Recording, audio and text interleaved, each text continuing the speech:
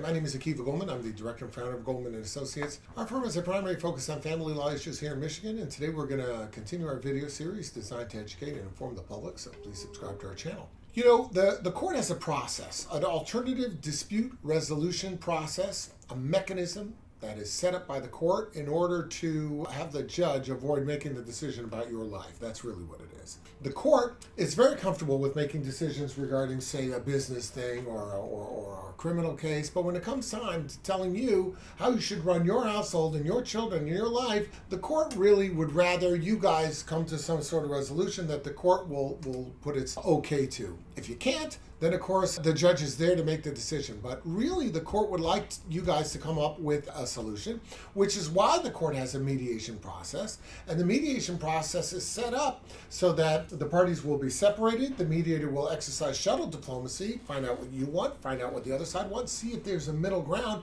and then come up with a resolution that a judge will sign off on. That's really the key. Now, what happens if you can't come? What's the process if you cannot come to a resolution?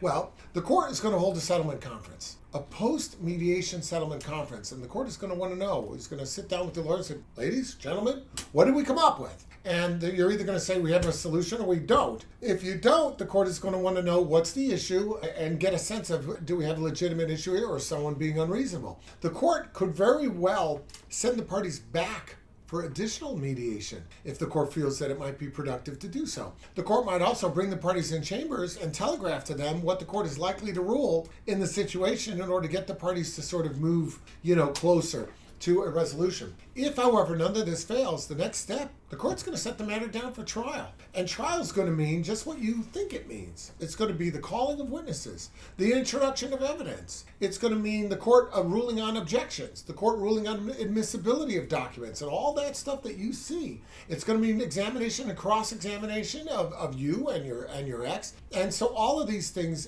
that you believe in your mind from watching TV and from what you've heard about trials, that's going to be what the court's going to do. Oh, there's also one more thing that it's going to mean. It's going to mean a lot of attorney fees. You can expect that if your case goes to trial, your retainer agreement, if it's like most of the people who do this kind of work, their retainer agreement is pretty much the same. It probably says that if you want to go to trial, all your fees have to be current and you have to pay a new trial retainer. A new retainer to cover the preparation of and the conducting of the trial. Now, that may be something that you're prepared for. It may be something you're not prepared for.